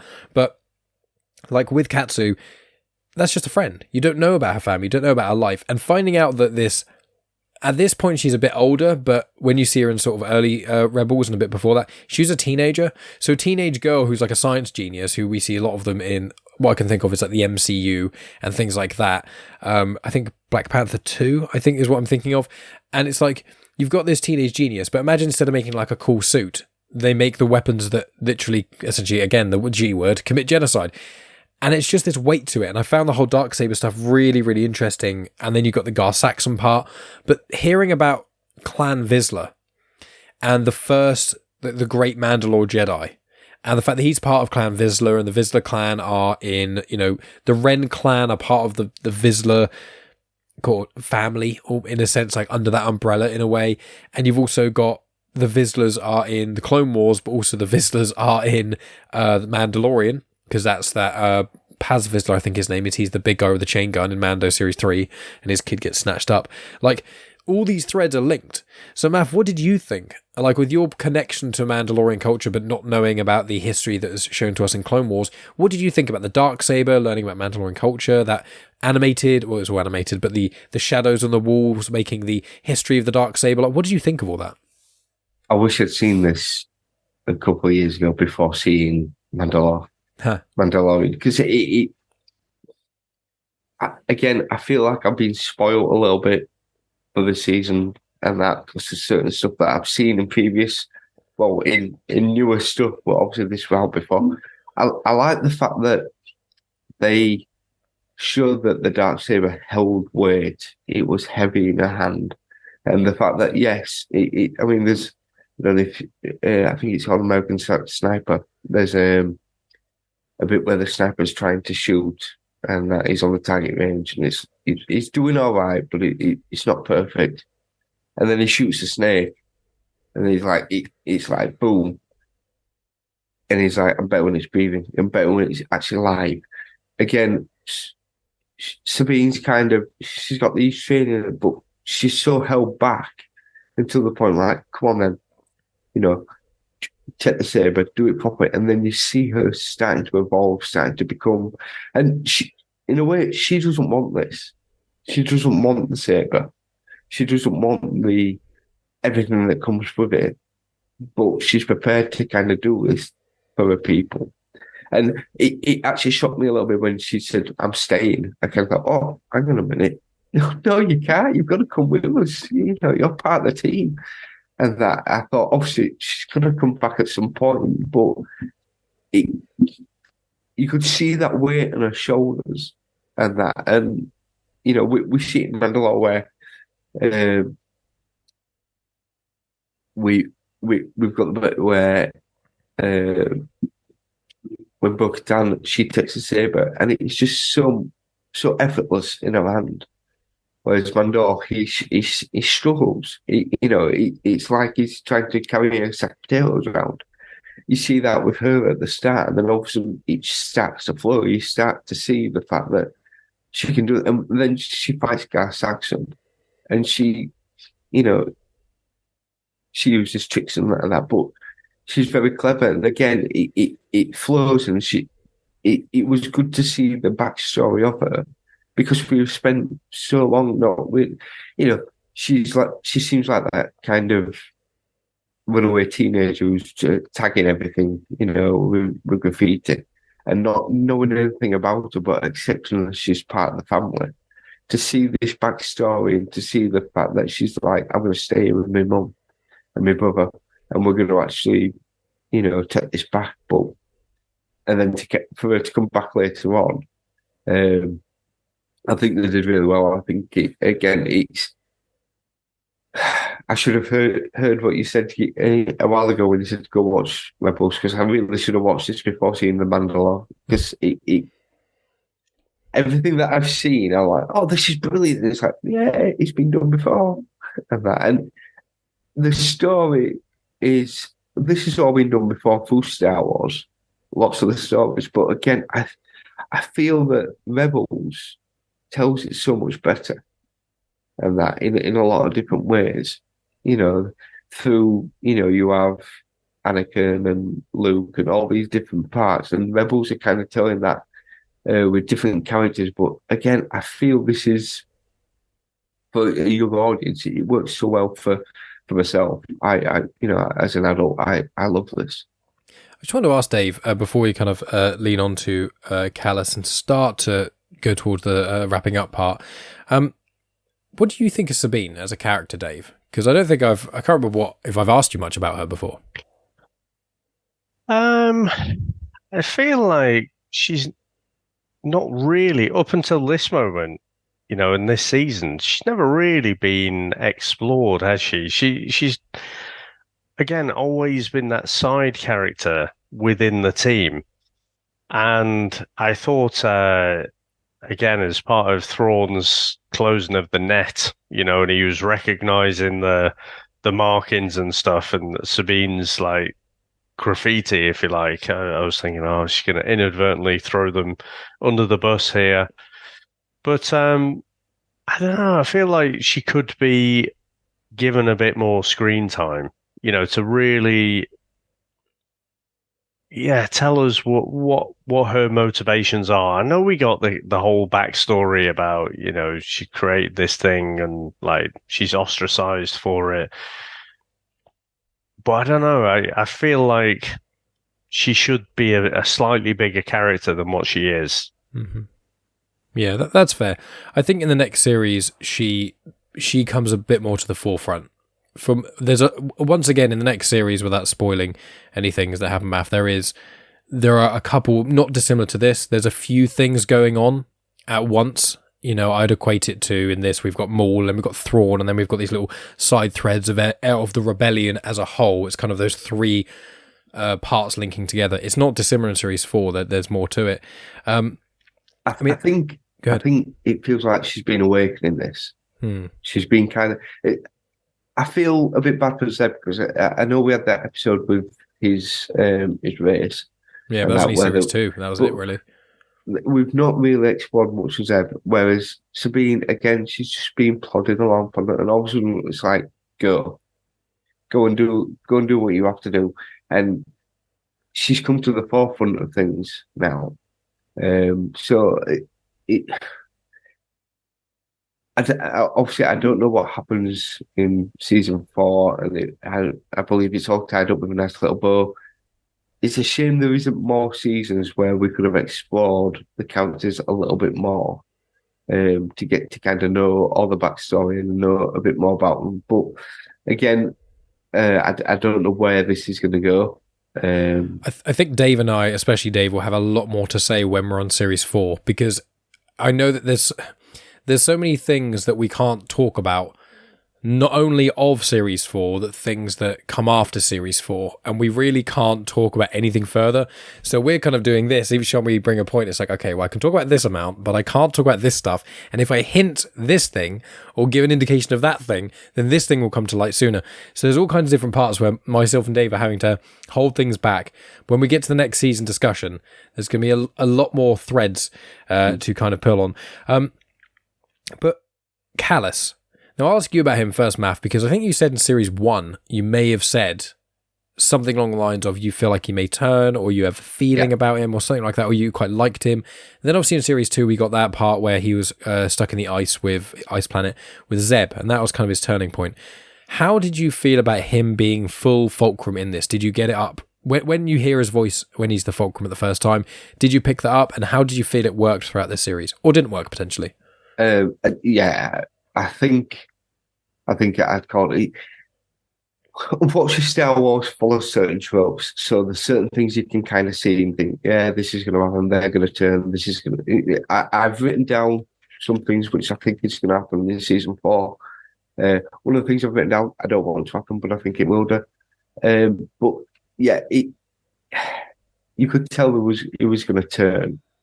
It's like I said to Dave, it's that point. Are we the baddies? It's that moment where he realizes, hang on a minute, what I've been fighting for all this time is not right. I think what these guys are doing is better, And yeah, as soon as Fulcrum starts talking, it's like, I know who that is. And the amusing thing as well is that the point when Thrawn is like, oh, we've got a spy in our midst. He already knows who it is. He's already setting things up, although it doesn't say it on screen until a couple more episodes. He's already worked out that it's Canon's. He already knows it. That's the point where you realise how Thrawn is so switched on. But again, it was fitting. I knew this was going to happen to a certain degree. I had that gut feeling. It was interesting when they went to go save him. Like Ezra turns up and he's like, "What are you doing here?" He says, "I'm here to save you." And throughout that point, again, I don't think we give Callus enough kind of credit for the fact that he's switched on and he sets up the. I didn't write his name down, but he sets up the other guy that he's working with. He swaps the pen identity tags, yeah, and he's like, the point when he could have left and he really should have left. Mm-hmm. He's like, I can do better work here, so I'll stay. You guys go. At that point, I kind of thought, oh, you may have just sealed your own fate here. You may have kind of because I don't think we knew that Thrawn knew it was him. And then it gets revealed that Thrawn obviously realizes who it is. But yeah, I think Callus is really good throughout this, and that point there as well, we get to meet someone else from episode 4, and we get to see Wedge, and that he's one of the guys. As soon as I said, "Oh, my name's Wedge," it's like, I know who that is. And there's also his friend Hobby, Hobby's in Empire Strikes Back. Right. Hobby actually dies in Empire Strikes Back. So Wedge doesn't. Wedge is alive in Rise of Skywalker. But we don't get to see Porkins, though, do we? Porkins is in a comic, The Age of Republic special, I think it is, which is 3 short stories. And one of them is about, I think it's Porkins and one of the other ones whose name escapes me, and I think they meet Yoda. Right. I think they crash on Dagobah or something like that. I may be crossing wires here, but I remember there is a short story about Porkins. I remember seeing him in comic form, and I was like, "What?" Is Porkins the one who's like stay on target? Yeah, well, he's the overweight one that they call Porkins. Yeah. Just a few seconds. Yeah, and then blows up. But yeah, Wedge obviously appears in this, and I love Wedge. He's a fantastic character. I really, really enjoy him. In Legends, he's got a lot to him with Rogue Squadron and stuff. But yeah, I loved seeing Wedge and Hobby. And so, Dave, with Callus, what did you think of? Anything else to add? Then we'll let that lead into the kind of last episode. Yeah, I feel I'm willing him to come over to the Rebels. Ever since that episode, and I don't know, is it him that appears in Return of the Jedi? Because he's got a real look of one of the guys who shows up in Return of the Jedi. I'm not sure if he does appear later. I don't think he's been confirmed.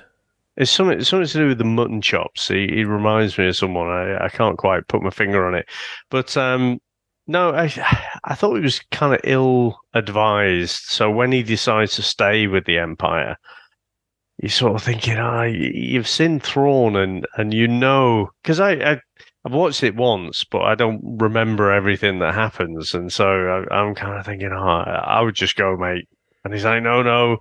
He not only kind of wavers on that middle line, so he's like, okay, I'm going over to the side of the Rebels, but he's really going to put himself in danger now, because it's very, very clear he's interacted with Ezra and everything, and I just thought it was ill-fated. But I thought the fight sequence between him and Thrawn was pretty good. I mean, they were both pretty handy, which you would expect. And I guess a lot of the time we see the Empire, it's strength in numbers for them, isn't it? But the stormtroopers are essentially shit. They can't hit anything. Whereas, these guys look like they've had the proper military training and proper handy light. So, I think I do like Callus. And like I say, I was willing him over to the side of the Rebels, and just a bit gutted for him that he got trapped at the end there. Or couple of episodes from the end. Mm-hmm. Yeah, totally. So we'll let this lead in, because I think there's a little bit about Hera and Cham Syndulla, and I don't mind Cham. I've never loved him as a character. I think he's all right, but I loved seeing Hera's Kalikori and Thrawn. His love of art, or enemy art, that was from his days in Legends. That was like one of his defining features. It's one of the reasons he's meant to be such a good strategist, because he can see things in artwork and whatnot that others can't really see, and they explore that in the books as well. So it's a really interesting part that's been one of the main elements of his character since his conception. So I love seeing Thrawn, and after reading, I initially was resistant to reading the books with Thrawn. I was a bit, I was like, I know his story, I've seen it in Rebels. So knowing how he rose up in the Empire, and then I read the comic adaptation, I wasn't a fan, and so I wasn't really fussed. But the books are really, really good, and I won't spoil it, but there's a battle in the third book, and it's one of my favourite written battles ever, and it's so well done, and I really love it, and it's involving Thrawn, and I've mentioned it in my Thrawn Treason recording, so that'll be on my Patreon, so people can check that out if they do want it spoiled for them. I may end up releasing them on the main feed, we shall see.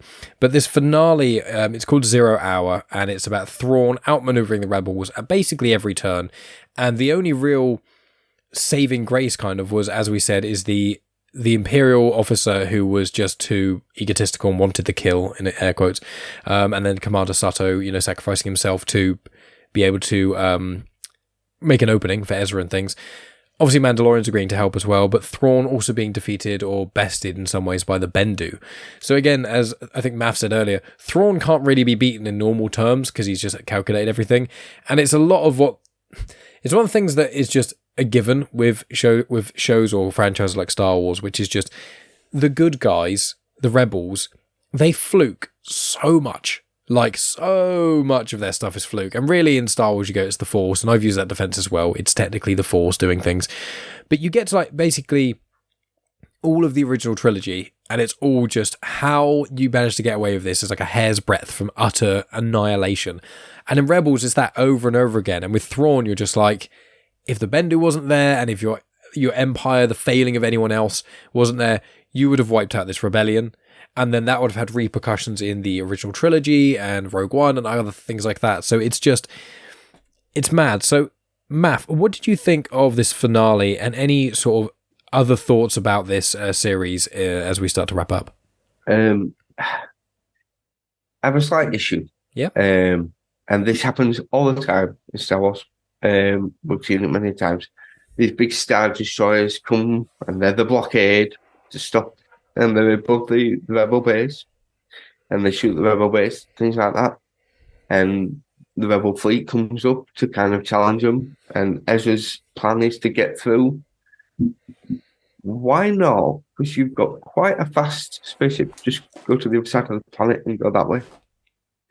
You know, why not go around the planet somewhere else and come off? I know what you mean. Somewhere else. Yeah, you know. I think the indication is that if you were on the other side, they would be able to either see or detect you, or I think it might, and this is me, I agree with you, it's a very good point, and I've thought it quite a lot. I think it could be partly the hyperspace lanes in a degree, is like, if this planet is like almost the corner of a main sector, and it's just like down here, in this part here, almost in this corner, and everything around here is just unknown regions, outer rim, rubbish that no one wants to go to, and anything of interest is over here. If you've put all your Star Destroyers on a line, it means you can't go to hyperspace through there. Mm-hmm. I think, now I know that the main Star Destroyer they destroyed, they've got gravity wells, so they're the things that kind of stop hyperspace, because it means if anything goes around or past, if you did go on the other side of the planet and try and go across, they would kind of grab you and stop you. I think is the loose air quote science of it. But linking off your idea, my question's always been, the planet's here, the Star Destroyers are like, here. I'm always like, why don't you just fly dead straight down, full power, and kind of just, you know what I mean? Like, almost dig a tunnel. I guess the answer would be it'd take too long, but I've often thought those kind of curmudgeon thoughts as well. I mean, it's that, is it MacGuffin kind of thing? Yeah. You know, it has to be that way. But it's one of those things where just go about them. Just fly a different way. But, you know, I mean, again, we have, is it episode 8 where the lady on there who she sacrificed, she hyperspaces into one of the... Yes, Last Jedi, yeah. Holdo, Amelin Holdo, That came after Rebels, didn't it? Or did it? Yeah, it did. That's set about 35-ish years after Rebels. So, you know, again, I've seen that, and then I see, you know, when Sato's sacrifice, it's like, and it was great the fact that them 2 crew members, like, no, staying with you, sir. You know, the fact that he knew what he had to do, he had to go down with the ship. Which, I suppose in a way, why didn't them 2 guys go, look, you go, we'll stay here, you know, off your pop, mate. But obviously that didn't happen. But it's that big sacrifice so that Ezra could make it, to go off and do what he did, and then he comes back with Sabine. Again, Thrawn had thought that could happen, but I don't think he quite expected it would be the Mandalores. But I did like the fact that, you know, we had this big sacrifice, which, again, it's another trope of Star Wars. You have to have a big sacrifice for something to happen. But again, you know, he then forces them back down to the planet, and then Thor's like, ground troops, in we go. And again, another thing that there's a problem with, we see this so many times. Take James Bond. So Mr. Bond, I will tell you my plan, and then I will go away, you will escape, and then beat me. Thrawn has the beating of him. He's shooting the shields. The shields are almost giving in. Stop. Why? Why not just finish them off? Finish the rebels.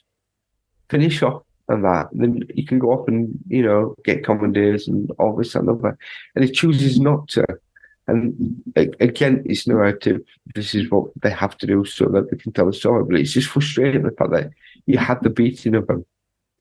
But I think this is where Thrawn's little link in his armor is the fact that he's too overconfident with things. So he then wants to go down with the ground troops to take them out, to kind of, finish them all off. And then obviously it doesn't go to plan for him. There was no way he knew about Bendo and that. And I knew something was going to happen with him, and that I didn't expect this massive storm of just taking everything out. And it was amazing. It was great to kind of see that.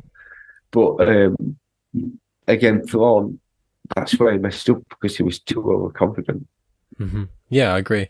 And Dave, what do you think of this finale? I mean, I personally, I still think Twilight of the Apprentice is the best finale. Even though we won't say anything about it, but I love the finale of Series 4 as well. But I think Twilight of the Apprentice is kind of unbeatable. What do you think of this in your bingey haze? No, I thought this was good. And as Maff said earlier, having Tom Baker there just gives it this kind of gravitas. But I don't know, I feel like the character would have been better served if it was Brian Blessed. Just the shape of the character is larger than life and everything. But no, I said earlier about when they're kind of running away and the storm's there, and it's like, Kanan, Jarrus, you're like, oh shit. I thought it was your friend. So I thought it was good. I thought, I completely get what you're saying. I agree with you that there's just this plot armor for the heroes, isn't there? There's no real rhyme or reason. He just went to piss off this Force being, and it just ended up going their way. But there was no real tactic. There was no cleverness. I like it when there's a cleverness to it. You're like, oh, that's why that happened. And even if there is a 1 in 100 chance of it happening, you can see how it was put together. Whereas this was just like a complete Hail Mary, and there is no conceivable way that they could have beaten Thrawn. Other than this just freak event that could have gone anyway. I mean, Thrawn, I was thinking about it as we were talking there. He's basically... Have you two seen Inglourious Bastards? Yes, yeah. He is Christopher Waltz, isn't he? Mm-hmm. Yeah. From that. Yeah. He is just...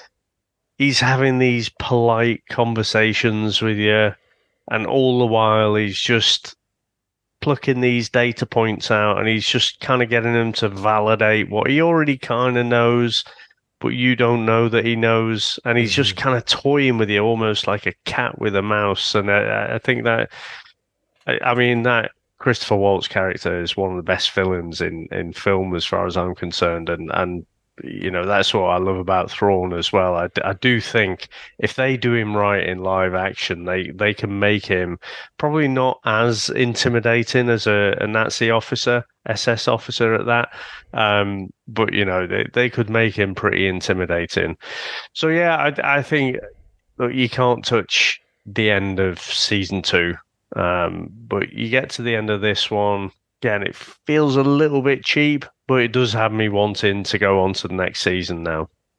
Which is obviously a bit shorter. And for me personally, and again, I won't say anything that happens in Series 4, but I think for me, I think this series probably has a little bit more in it, but I think that, as we've said, that Series 2, the last few episodes especially, are so unbelievably good. And I'm such a sucker for Ahsoka. I think for me, Series 4 is probably the best all-round series.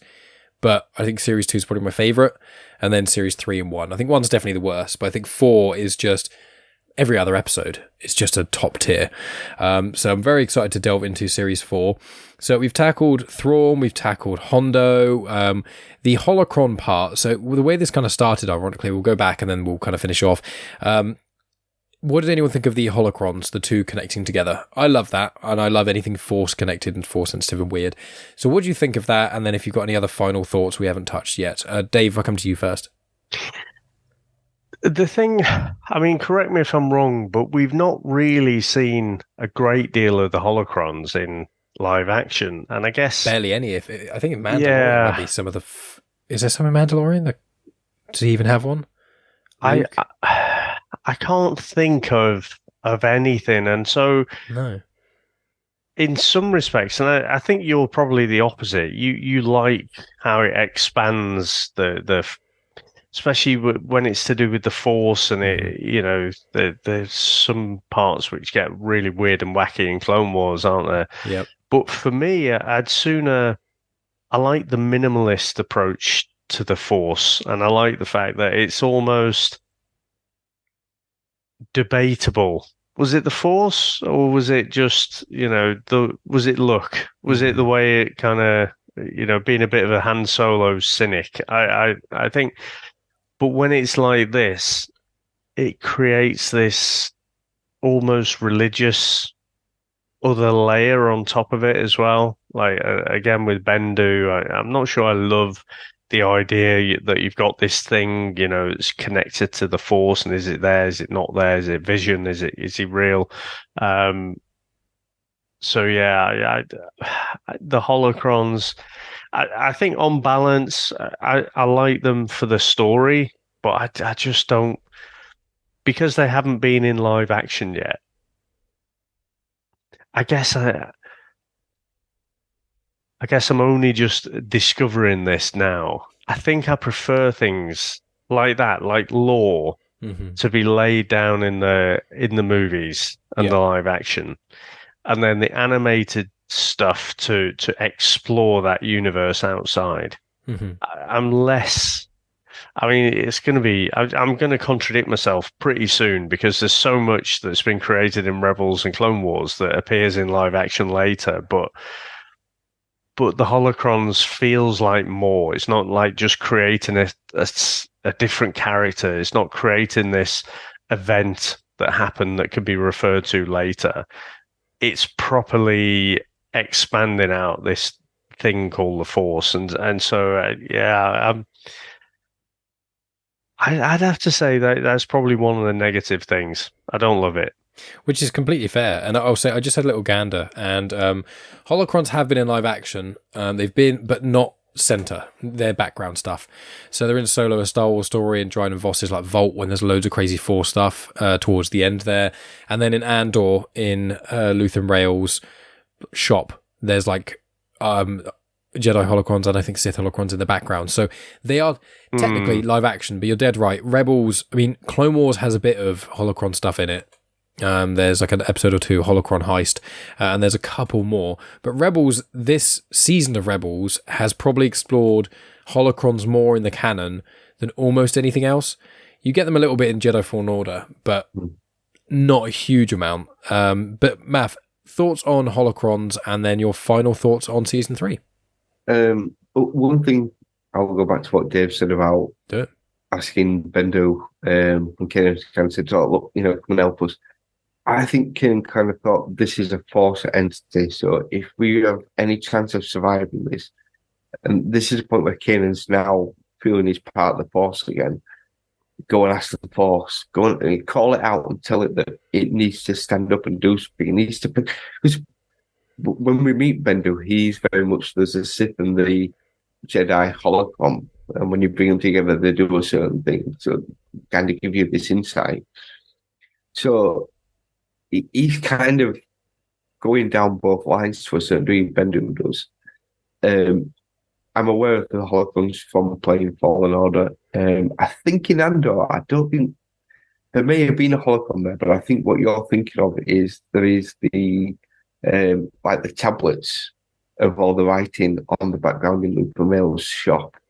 It's in the back room of his shop. There's some shelves in the background, and there's some. It's not even front and center. It's literally the background, a couple of triangles and a couple of cubes, vaguely lit up. So it's not even front. It's not even in the main part of his shop. It's actually right in the very back. It's only in like it's the junk that he doesn't know what it actually is. Potentially, which to be fair is fair, because the only way that Ezra is able to is to focus in on the Force to be able to open it. I feel like Luthen would know what it is, but yeah, you can't open it without the Force. Yeah. So it's just a fancy paperweight. I think, again, they're there to kind of push this story forward, and to kind of have that thing with Maul and Kenobi at the end of it all. So, although they were nice to have in there, I don't think I mean, they're important for Maul Mm-hmm. and for us to get that power, but I don't think there was important as such to this season. That's fair. So what do you think of this season as a whole? How's it compared for you to the other two seasons you've watched so far? I think I can take on point what you say about end of season 2, the whole thing with Maul, Vader, Ahsoka. Ahsoka were brilliant. My first real being with Ahsoka was season 2. But I actually preferred season 3. Mm-hmm. The ending, it is a bit kind of quick and over with.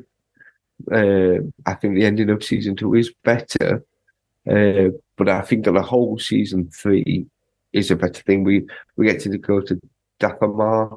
Definitely, right? yep. Definitely.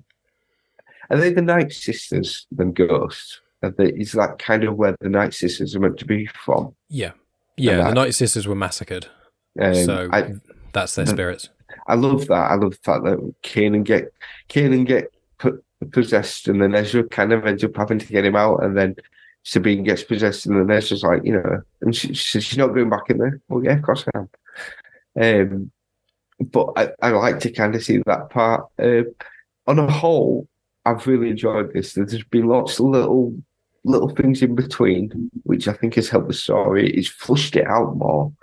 To me, it's expanding this universe, which I know there's the comics and everything else and that, but it's expanded the universe so much more to the point that this year for my birthday, I'm getting Marvel Unlimited. So there's going to be loads of Star Wars that I can read once I get that. And that, but I've really enjoyed this season, and as I say, I think I'm going to probably be watching season 4 once we get off the call, because I want to know. I mean, I have predictions. I've written them down, and I'm worried for what's going to come, because obviously it's Star Wars. I kind of think I know where they're going to go. What are your predictions then? Me and Dave can give our thoughts and then wrap up. I hope we won't give our thoughts too much to clarify. We'll just, for most of them, we'll probably say move on to clarify. Before you ask these questions, I'm going to say, okay, maybe. And that's probably going to be my response for almost all of them, just to clarify. So, all right. I'm aware that we're going to go back to Mandalore, because obviously season 4 started because it kind of kicked straight up when you finish season 3. Mm-hmm. So I did see it said something about Mandalore. So I hope they're going to explore a bit more of Clan Ren and House Vizsla, with maybe taking back and trying to kind of bring House Vizsla back to kind of in charge and rule. So it'd be interesting to see what happens there. Now, I know Zeb's going to be fine because I've seen him in Andor, and that's a bit of a spoiler there. I have a question because obviously at this point, Mandalorian, yeah. Sorry. Yeah. Oh, yeah, Mandalorian. Sorry.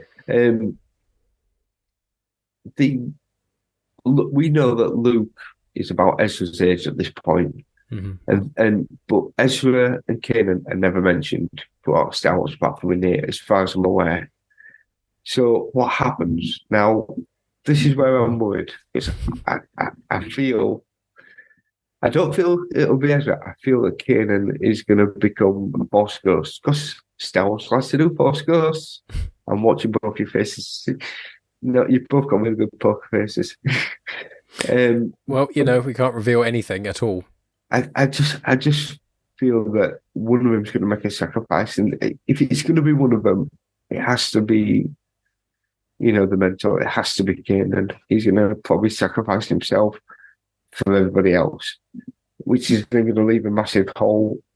Now, where we end up being with Ezra at the end of all this, because I feel it has to explain what happens, because he's never mentioned in Star Wars other than in here, apart as far as I'm aware. So does something major happen to Ezra as well? Does he end up biting the bullet, so to speak? I don't know, but I do feel we're definitely going to get another Force Ghost, and that's so that it will be fitting and it will probably give whichever character a good ending. But it will also leave me kind of feeling a little bit hollow because I don't know. It's a weird one. Throughout all of Star Wars, you like Luke, but he's a bit of a dick. Men calls him Wingy. Yeah, well, Whiny little bitch. He is. I mean, he's got all this power and all this, but it just, I think, as we've seen him in live action, I mean, when we see Luke kind of take on all the army, and it's like, just himself off it. Obviously, he's a Force ghost, and then he goes into being with the Force as well. I liked him there more than when he was a young kid. But yeah, I do feel that that's going to happen because it's Star Wars. They have to do something along that line. What that leaves with her, because again, I don't think she's mentioned in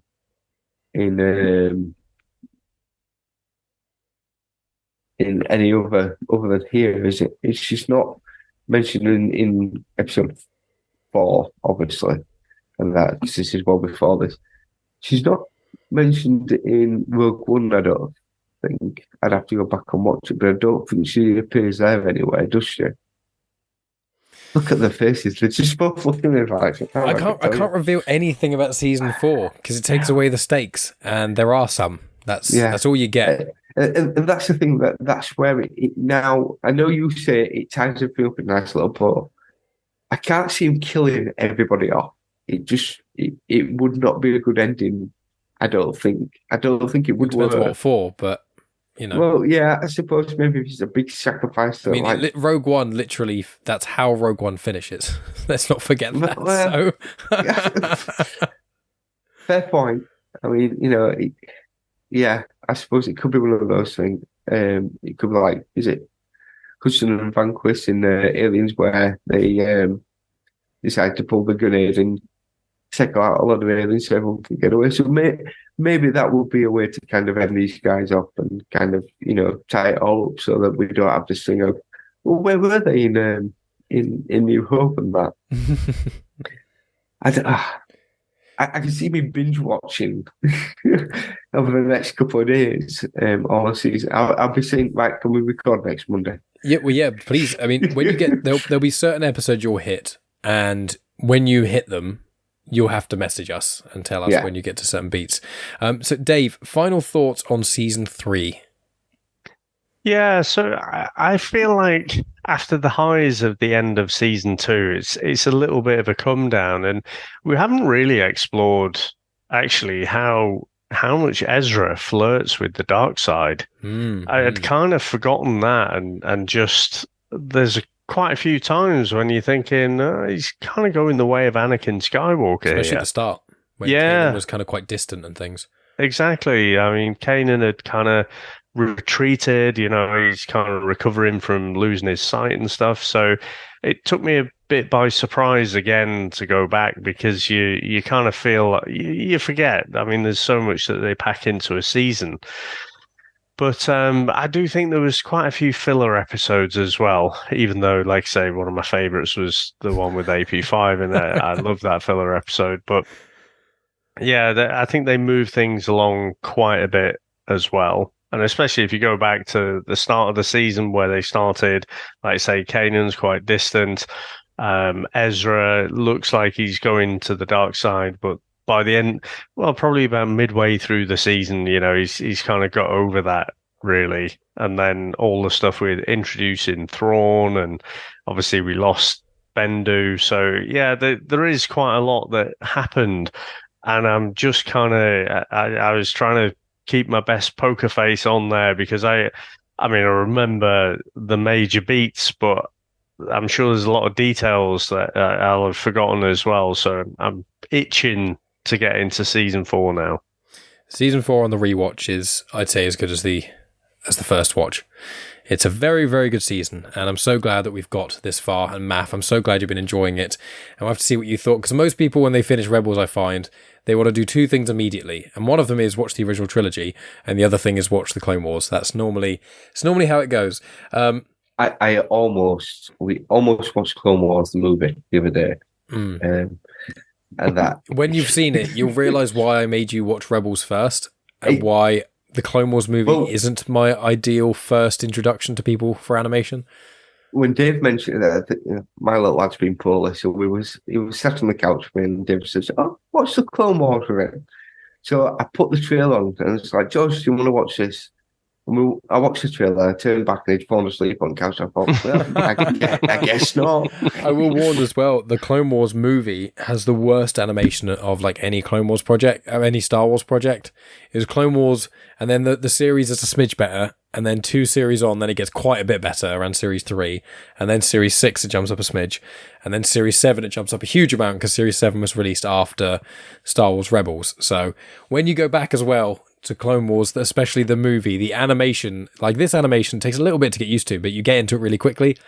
The Clone Wars movie is a bit rougher. It's like a video game cinematic, but from the early 2000s. There is, I mean, to be fair, there's still a lot of season 3 that we've not even. It's like the Warhead droid. That weird protocol droid thing is mental. I really enjoyed that. There's like AP5, and they talk about it, and then it's like, watch out for these droids. It's like, uh-oh. Is that when the head lifts up and it's quite freaky, isn't it? Very clever how they kind of sent it back to the ship. Same as Sato's nephew, the Iron Squadron. Yep. I did like the fact they took out a crew. Well, it wasn't a cruiser. It was just one of the small fleet, but they took it out with some cargo. Again, little things in the season where just the filler ones, but I think they worked quite well. Mm-hmm. Well, I look forward to you seeing Clone Wars. There's a lot of filler in that. Friends, we will wrap up here. So, Series 3 is an absolutely brilliant series. I think I lean more with Maff. I think the series as a whole is better, but I think the finale is probably one of the weakest parts. One of my favourites was the trials of the Darksaber. It wasn't quite a part 1 and part 2, but it was very definitely connected, those Mandalore episodes, and the very early stuff with the Force and the holocrons and stuff. But yeah, Twin Suns is absolutely amazing. Secret Cargo I did enjoy, and obviously the AP5 stuff. It's all brilliant. So we move on to Series 4. We're going to get that recorded and hopefully released before Ahsoka comes out. So Ahsoka comes out, I believe, in the Road to Ahsoka. I think it's August 23rd, I believe, is when it comes out. So from this point, we've got about a month and a half, so we'll have to get right on that. Probably me, because you guys will probably blitz through it first. But friends, where can people find you? So Maff, you're the quickest, so where can people find you online? I'm on Twitter. It's Maff UK78. That's kind of I pop up on the Comics in Motion every now and again, on little bits and bobs. I hopefully get to go on one of the Ahsoka shows, and that, because obviously Mag has just brought this the love of Star Wars back for me, so it's fantastic. You'll see me every now and again pop up on the Comics in Motion. Once you're in, you can't get rid of you. Yep, that's correct. So then, Dave, the podfather, the one who created Comics in Motion, along with Chris, you've always got a lot going on. A lot of it is watching reality TV as well, which is quite entertaining. Mostly, yeah. Tell us what you've been up to, what things are going on. Obviously, VHS Strikes Back, Reality Cast, all that jazz. Tell us, and I'll put it in the description. Yeah, well, the first thing is it's the first pod I've done, or probably not the first, but the first when I actually remembered it. So I'm actually on Threads now. Day 1 of Threads opening up. So I signed up to that, so you can get me at Dave Horrocks. Twitter, if anyone's still on that, you can get me at Seattle Dojos. Chris and Dave's reality TV cast. So we are covering Love Island UK season 10. That is 7 days out of 7, but we skipped the Saturday episode. And was that the compromise? Because when we spoke to you last time, you said you were probably going to try and duck out of it. Yeah, so you got convinced. We're recording like once every couple of days or something, so not daily, because that'd just be horrendous. So we're about 5 weeks through 8 at the moment on that, and it is as ridiculous as always, but it is good fun, to be fair. There's a degree of producer manipulation to get people to do what they want. You can kind of tell, you see the warning signs and stuff, or the cues and whatever, but it is an entertaining season. Megan's been watching it a bit. She hasn't watched any Love Island in years, and she puts it on and does other stuff around the house, so I've caught parts of it. I caught the episode where all the girls had to make out with all the guys and the guys had to like rate them. And I was like, this is this is so clearly, like, I know that's the point of the show, but so much drama, because there's like the guy going, oh yeah, I think she was the best kisser, the best of all, and he's thinking it was the girl he kind of was with, and all that kind of stuff. And it's like, God, I'm going on a show and being forced to make out of loads of women while there's this drama of relationships involved and embroiled with it. I was like, okay. But I mean, that's what Chris and I love is the drama, and like, people find it odd for us to be into this stuff, but honestly, I like the observing humans. I mean, it's ultimately a lot of them are social media influencers, so they're there to build up their Instagram following and whatever. So it's not like the old days when Big Brother first came out, and it's a proper like social experiment. So it is different, but you do get to see people interacting and in these awkward situations that you would just not get outside. And so the thing I always find fascinating is when you watch two people and they'll have a conversation, and then they'll go away, or maybe they'll make out or express feelings one way or the other, and then they'll both go off and they'll both discuss it with different parties and relay it completely differently, and not necessarily lying blatantly. So they're still talking about the facts, but the words that they choose to use just either soften or harden it, and it is the way humans interact and the politics to it. That's honestly, I find it fascinating. And so when it all kicks off, and then that is those are generally the best bits. So you can get me there, and people feel that because it's your most popular podcast of Comics in Motion. VHS. Oh, it is. Back. I mean, the CD Reality Cast is high above. Not that we focus on the numbers, but it is. It's just bizarre because we put probably the least amount of effort into that one, apart from the watching and the recording. But there's no research. You just watch it and then you give your opinion on it. But I think the name of it's brilliant. The fact that it's CD.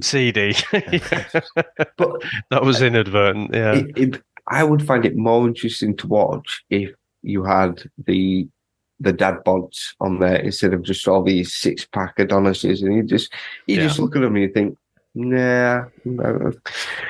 Well, that is a different thing, because there are definitely the guys who are on there definitely don't get that naturally. So I think this season they've scaled that back a little bit, actually. And that's not just me being jealous. You can tell when people have been taking a few extra vitamins, and so the girls as well will augment themselves in various ways. They've all had the lips done, the eyes done, the Botox and whatever. But so there is that. But like I say, there's a bit less from the guys this time. Not the dad bods, but people who aren't absolutely massive and got the 6-packs and everything. There are a few of those, but few of the more normal looking people. But yeah, apart from that as well, you can get us on the VHS Strikes Back this week. It depends when this releases, but this week when we're recording, we've just released New York Ninja, which is an amazing project. So it was filmed in 1984. The footage was found, and then they digitally remastered it and everything and released it in 2021. Utterly horrendous martial arts movie, but it is a brilliant, brilliant watch. Fantastic. Yeah, I think this episode's going to release in a week or two. I think I have to decide whether or not I'm going to cheat and put it on Genuine Chit-Chat instead of another episode and save myself a week of recording, or if I'm going to not. So it's going to loosely depend on that. We'll kind of see. It just depends. I've got a couple of prospective guests, and so that'll be the hint of if certain guests I want will have responded to me in time or not, whether or not this goes out in the normal feed. But I'll include links to all of that jazz in the description. You can find me at Genuine Chit-Chat on Instagram, Twitter, and on Facebook. You can subscribe to the YouTube channel where a video version of this conversation would be. I should really start saying that at the start rather than at the end. I keep forgetting to. It's terrible. But on YouTube, there's all my Star Wars Comics and Canon episodes, which you never have to have read a single Star Wars comic in your entire life to enjoy. You literally never have to have read any Star Wars. You just have to have probably seen the 11 films, and that's it. And enjoy the show. It's a great way to expand your knowledge of the Star Wars canon. And as Dave has called it, it's like story time with Mike. I think Dave and Tony coined that. So yeah, and I've done Star Wars book reviews on there. I do comic reviews as well. I've done loads of stuff, all the High Republic stuff that's out at the moment, apart from like 2 things I've tackled so far. So find all that stuff there. You can find me on Genuine Chit-Chat as well. Interviews with people. My 200th episode recently, I took a listen to questions, which was good fun. And then I've got more episodes coming out. The funny enough, episode 200, 201, and 202 are all in-person recordings, even though I haven't done an in-person recording in maybe over a year. It's really odd that just 3 in a row happen to be that. So exciting stuff there. But friends, thank you so much for listening. As always, all details are going to be in the description. We'll be recording series 4 for this in only a few weeks' time, and then keep an eye out for the Ahsoka discussion shows that we will be doing on the Feed of Comics in Motion and also on my YouTube channel as well. I'll be airing those too. Going to get some people, probably Dave and Maff will be on there at some point as well, but we shall see about all the other guests that we're going to get. But friends, thank you so much for tuning in. As always, we'll speak to you very soon with the final episode of Rebels Reviewed. And as always, may the Force be with you.